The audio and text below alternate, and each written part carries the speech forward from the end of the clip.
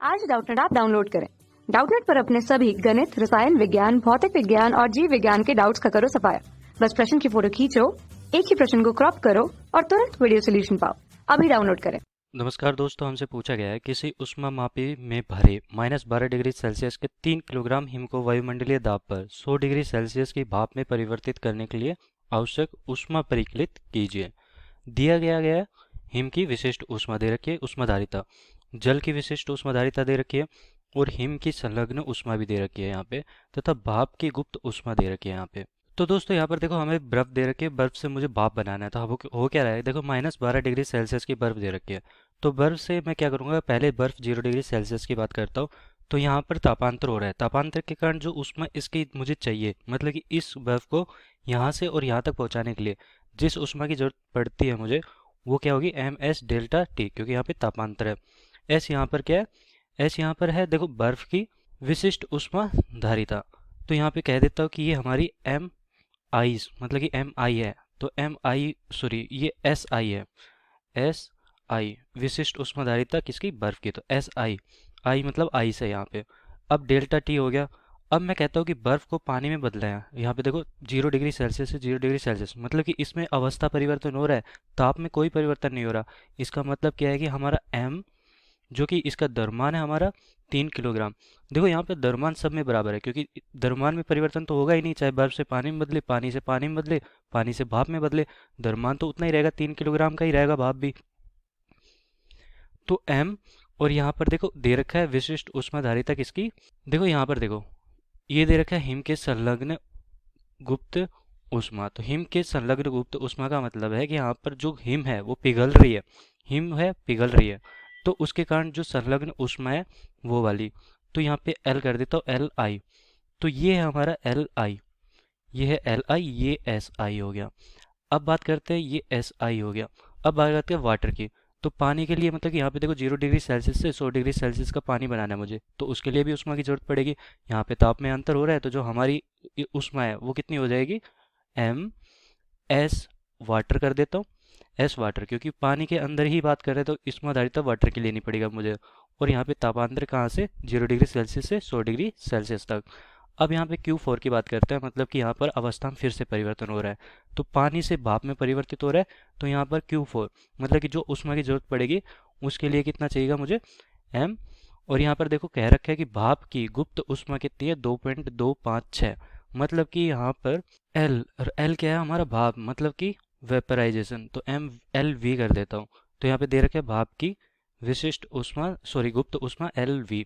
यहाँ पर देखो एक चीज़ है कि ये थोड़ा सा करेक्शन करना पड़ेगा मुझे, LI मतलब कि ये नीचे वाला है।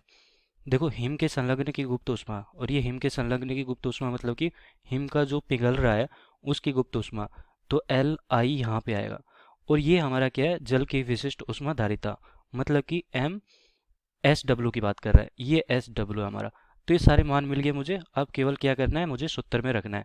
सूत्र मतलब कि यहाँ पे सारे सूत्रों को योग कर लूंगा, क्योंकि मुझे कुल ऊष्मा कितनी चाहिए होगी, Q1 प्लस Q2, Q बराबर Q1 plus Q2 plus Q3 plus Q4। तो ये सारी चाहिए होगी मुझे। तो यहाँ पर देखो मैं क्या करता हूँ, Q बराबर, ये सारे सूत्र एक साथ लिख लेता हूँ। तो M सब में को मना रहा है, और बाकी का क्या बचा, SI डेल्टा टी प्लस यहाँ पे LI बचा, LI प्लस यहाँ पे SW डेल्टा टी बचा। तो SW डेल्टा टी प्लस यहाँ पे क्या बचा, LV। तो मैंने मान रख दिए सबके, और M यहाँ पे क्या है, द्रव्यमान, जो कि दे रखा है 3 किलोग्राम। और यहाँ पर अब देखो क्या हो रहा है, Q बराबर M का मान 3 किलोग्राम रख दिया मैंने।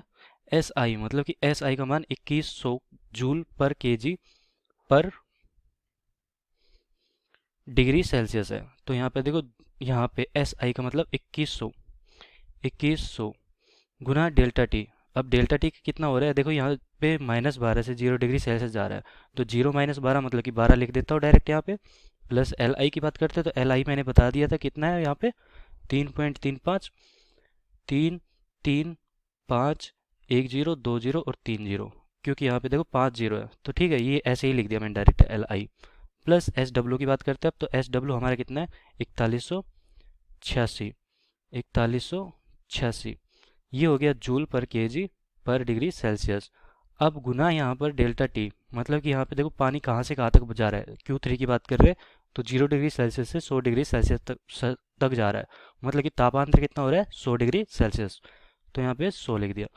प्लस LV की बात करते हैं तो LV भी हमारा कितना है 3 3, देखो LV हमारा सॉरी 3 3 5 नहीं है, ये है 2.256 और ये यहाँ पर लिख दिया 2.256 गुना 10 की घात 6। अब इसे हल करना है बस। तो Q बराबर हमारा कितना हो जाएगा, 3 तो यहाँ पे गुना रहेगा और ये देखो 12 एकम 12 और 12 दूनी 24, 24 और 1 25। ये हो गया हमारा पहला।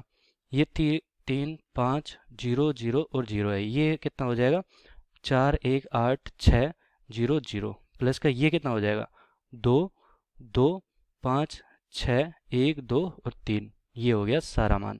अब इनका योग करना है मुझे।